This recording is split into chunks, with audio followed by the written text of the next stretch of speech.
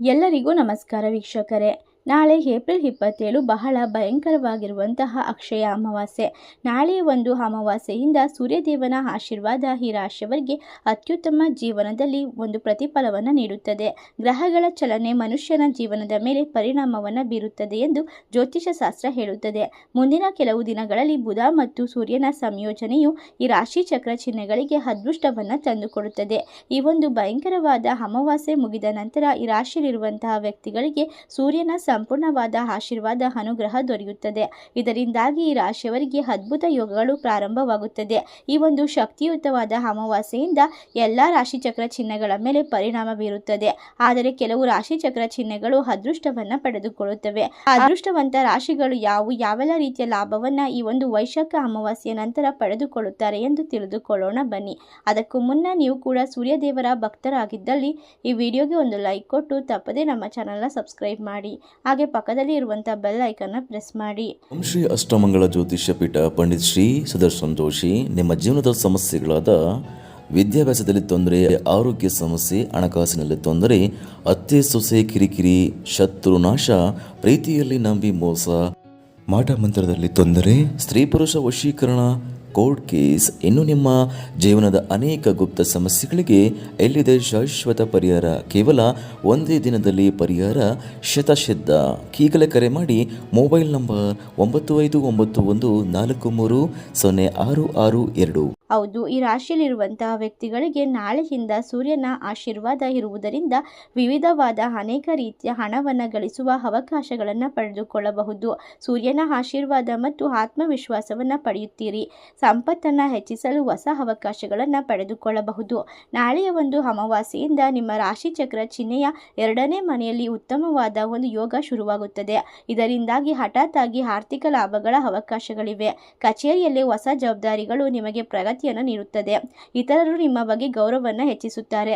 ಉನ್ನತ ಅಧಿಕಾರಿಗಳಿಂದ ಸಂಪೂರ್ಣವಾದ ಬೆಂಬಲವನ್ನು ಪಡೆದುಕೊಳ್ಳುತ್ತೀರಾ.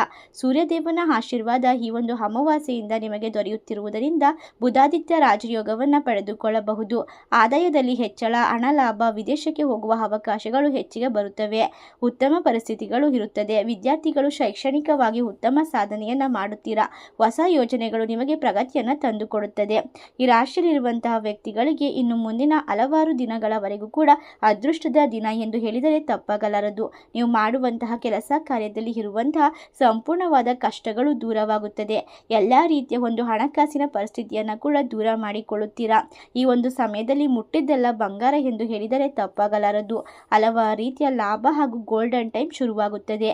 ಕೀರ್ತಿ ಸಂಪತ್ತು ಹರಿದು ಬರುತ್ತದೆ. ಅದೃಷ್ಟದ ಪರ್ವಕಾಲ. ಕಷ್ಟಗಳೆಲ್ಲ ದೂರವಾಗುತ್ತದೆ. ಈ ಒಂದು ಅಕ್ಷಯ ಅಮಾವಾಸ್ಯೆಯಿಂದ ಈ ರಾಶಿಯವರು ಅದ್ಭುತವಾದ ಜೀವನವನ್ನ ಕಂಡುಕೊಳ್ಳುತ್ತಾರೆ. ಇವರಿಗೆ ಇದು ಪ್ರಬಲವಾದ ರಾಜಯೋಗದ ಜೊತೆಗೆ ರೂಪುಗೊಳ್ಳುತ್ತದೆ. ಹೊಸ ಆದಾಯದ ಮೂಲಗಳು ತೆರೆದುಕೊಳ್ಳಲಿವೆ. ಕಠಿಣ ಪರಿಶ್ರಮದ ಉತ್ತಮ ಫಲಿತಾಂಶವನ್ನ ಈ ಒಂದು ಸಂದರ್ಭದಲ್ಲಿ ಪಡೆಯಬಹುದಾಗಿದೆ. ಆರ್ಥಿಕವಾಗಿ ಬಲಿಷ್ಠರಾಗುತ್ತಾ ಹೋಗುತ್ತೀರಾ. ಈ ರಾಶಿಯಲ್ಲಿರುವಂತಹ ವ್ಯಕ್ತಿಗಳಿಗೆ ಉದ್ಯೋಗ ಅಥವಾ ವ್ಯಾಪಾರ ವ್ಯವಹಾರದಲ್ಲಿ ಉತ್ತಮ ಅವಕಾಶಗಳು ದೊರೆಯುತ್ತದೆ. ಇದ್ದಕ್ಕಿದ್ದಂತೆ ಅನಿರೀಕ್ಷಿತ ಮೂಲದಿಂದ ಹಣವನ್ನು ಪಡೆಯಬಹುದು. ಆತ್ಮವಿಶ್ವಾಸ ಹೆಚ್ಚಿಗೆ ಆಗುತ್ತದೆ. ಆಸ್ತಿ ಮತ್ತು ಶಾಶ್ವತ ಲಾಭದ ಸಮಯ. ಭೂಮಿ, ಮನೆ, ವಾಹನ ಖರೀದಿಯಿಂದ ಲಾಭವಾಗುತ್ತದೆ. ಪೂರ್ವಜರ ಆಸ್ತಿಯ ಸಮಸ್ಯೆಯನ್ನು ಸಹ ಪರಿಹರಿಸಿಕೊಳ್ಳಬಹುದು. ಹಣಕಾಸಿನ ವಿಷಯಗಳಲ್ಲಿ ಭಾವನಾತ್ಮಕ ನಿರ್ಧಾರವನ್ನು ತೆಗೆದುಕೊಳ್ಳಬೇಡಿ. ಈ ಒಂದು ಭಯಂಕರವಾದ ಶಕ್ತಿಶಾಲಿ ಅಮಾವಾಸ್ಯೆಯಿಂದ ಜೀವನದಲ್ಲಿ ಯಶಸ್ಸು ಮತ್ತು ಸಮೃದ್ಧಿಯನ್ನು ಪಡೆದುಕೊಳ್ಳುತ್ತೀರಾ. ಇದು ನಿಮ್ಮ ಆತ್ಮವಿಶ್ವಾಸವನ್ನು ಹೆಚ್ಚಿಸುತ್ತದೆ. ಇದ್ದಕ್ಕಿದ್ದಂತೆ ಹಣವನ್ನು ಗಳಿಸುವ ಸಾಧ್ಯತೆ ಇದೆ. ಹಳೆಯ ಹೂಡಿಕೆ, ಬೋನಸ್ ಅಥವಾ ಹೊಸ ವ್ಯವಹಾರದ ಲಾಭವನ್ನು ಪಡೆದುಕೊಳ್ಳಬಹುದಾಗಿದೆ. ಈ ರಾಶಿಯಲ್ಲಿರುವಂತಹ ವ್ಯಕ್ತಿಗಳಿಗೆ ಇನ್ನು ಮುಂದಿನ ಹಲವಾರು ವರ್ಷಗಳವರೆಗೂ ಕೂಡ ಭಾರಿ ದೊಡ್ಡ ಮಟ್ಟದ ಆರ್ಥಿಕ ಲಾಭ ಕಂಡುಬರುತ್ತದೆ. ನಿಮ್ಮ ಸ್ನೇಹಿತರು ನಿಮಗೆ ಬೆಂಬಲವಾಗಿ ನಿಂತುಕೊಳ್ಳುತ್ತಾರೆ. ಇಷ್ಟೆಲ್ಲ ಲಾಭ ಹಾಗೂ ಅದೃಷ್ಟವನ್ನು ಈ ಒಂದು ಅಮಾವಾಸ್ಯೆಯಿಂದ ಪಡೆದುಕೊಳ್ಳುತ್ತಿರುವಂತಹ ಅದೃಷ್ಟವಂತ ರಾಶಿಗಳು ಯಾವುವು ಎಂದರೆ ಮೀನರಾಶಿ, ಮೇಷರಾಶಿ, ಕುಂಭರಾಶಿ, ತುಲಾರಾಶಿ, ಧನಸು ರಾಶಿ, ಕರ್ಕಾಟಕ ರಾಶಿ.